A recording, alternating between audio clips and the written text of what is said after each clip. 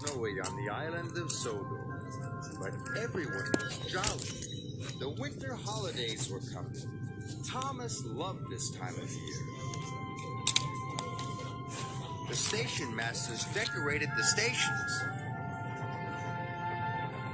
and children were making snowmen. But there was one thing Thomas didn't like about winter. There was always lots and lots of snow.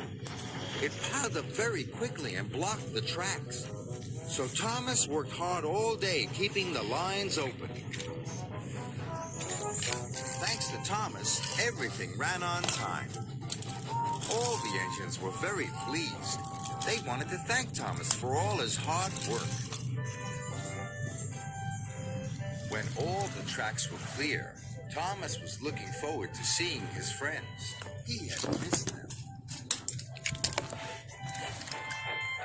As he puffed towards the station, he saw Harold the helicopter talking to Toby. They were planning a thank you surprise for Thomas.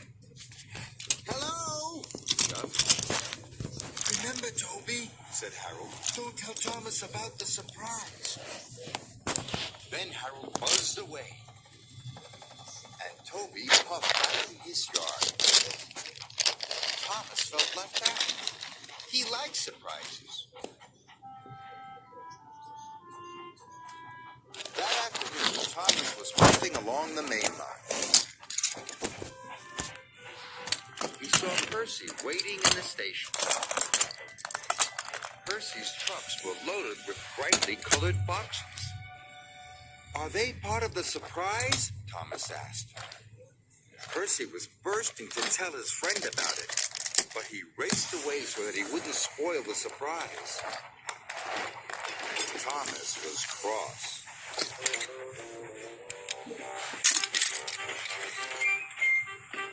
Later, Thomas had to stop at a signal. As he waited, Emily arrived. Thomas noticed something strange on Emily's freight car. It was long and pointy, but it was covered up. Is that part of the surprise? He asked. That, said Emily, is for me to know and you to find out. And she puffed away. Bob, breathed Thomas. If they won't tell me, Thomas muttered, I'll find out myself.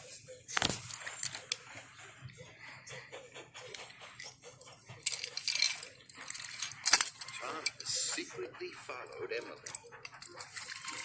He puffed as quietly as he could. And he didn't follow too closely. Suddenly, Emily turned down one of the branch lines. Thomas raced after her, but just as he got to the branch line, the signalman changed the points. Thomas had to go straight ahead. Cinders and ashes, cried Thomas. How will I ever find out what the surprise is? That evening, the engines were very excited. They were all talking about Thomas's surprise. I can't wait, chuffed Edward. He'll love it, puffed Percy. But then, Thomas arrived.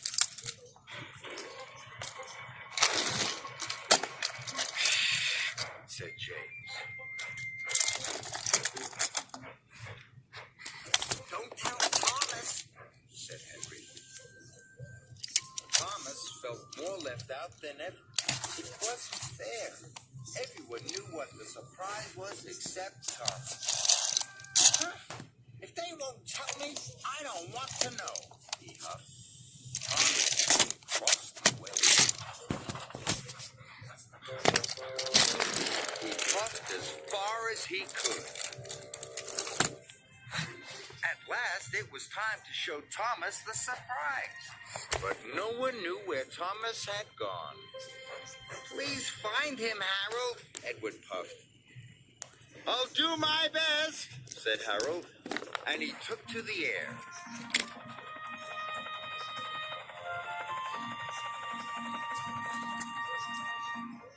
Thomas was parked in a siding. He was cold and sad. Why was he the only one not to know what the surprise was? If only they would tell him. Then Thomas heard a noise. It was coming from the sky. It was Harold, the helicopter. There you are, old chap, he called. It's time for you to collect the children and to see the surprise. The children? Puffed Thomas. Yes, said Harold. It's a special thank you for keeping the lines clear of snow. Thomas was delighted. Finally, he was going to find out what the surprise was. So I wasn't being left out, cried Thomas. Of course not, said Harold. The children are waiting for you at Wellsworth Station. Thomas loved pulling carriages full of children, so he raced away. Soon he arrived at Wellsworth Station.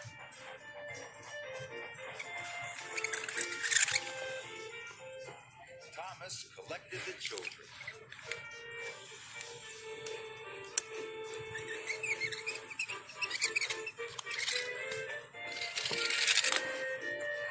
He puffed through the snowy countryside.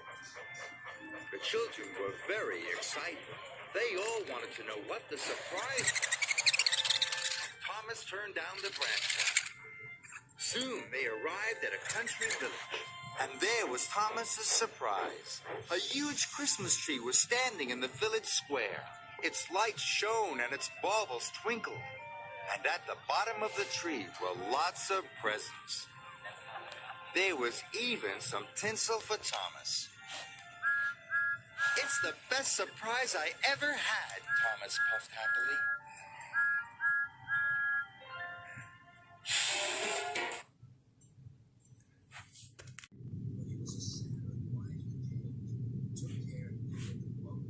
Oliver and his brake van Toad liked working in the big yards. But one morning, Toad noticed that Oliver was unhappy. He decided to find out why.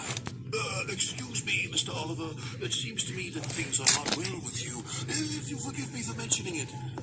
You're quite right, Toad. All I do is shunt these freight cars onto the turntable. I long for a nice run. It's what an engine really needs. Quite so, Mr. Oliver. May I suggest that you speak to Sir Topham Hatt about your problems?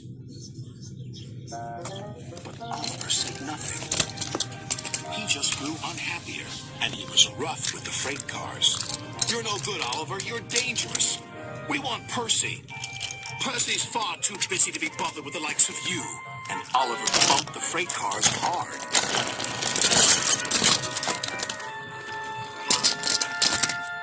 You silly engine, shouted a workman. It'll take a long time to repair this turntable, which will cause confusion and delay.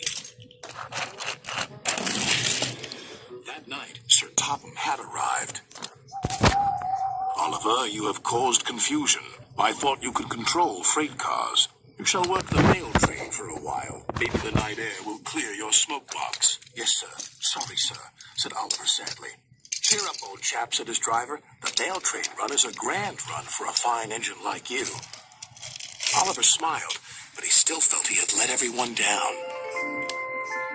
His driver took them along the coastal run with the mail train. The fresh air couldn't help but brighten Oliver's spirits.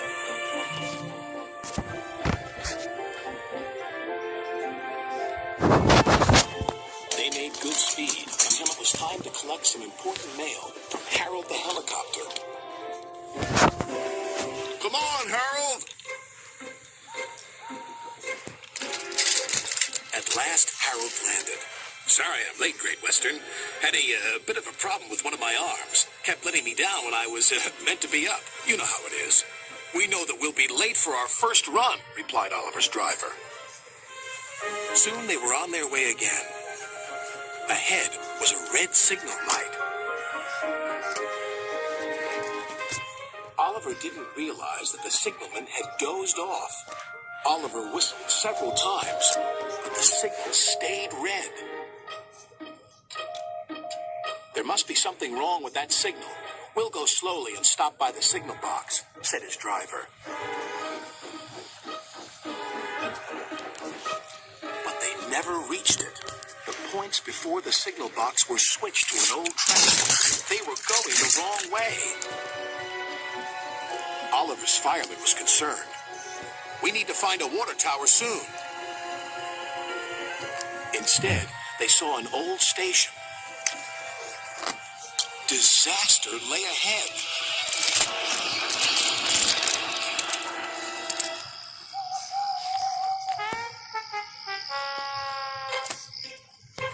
Meanwhile, Sir Topham Hatt was worried. Oliver has not returned. We'll send out a search party. Soon he was high in the sky with Harold.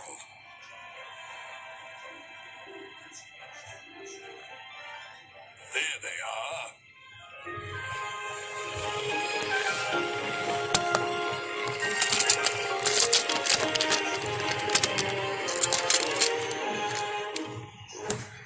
It wasn't Oliver's fault, sighed the driver. I'm aware of that. I'm just glad to see you are all safe. Then he saw something. It was an empty old house beside the station. He went to inspect it.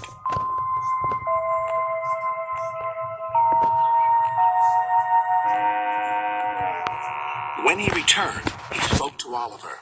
You have found another attraction for our island. We'll make this house as good as new, and visitors can have tea and crumpets there. Sighed Oliver. Getting lost can be interesting, but being found is much nicer. Especially when it makes an engine feel really useful.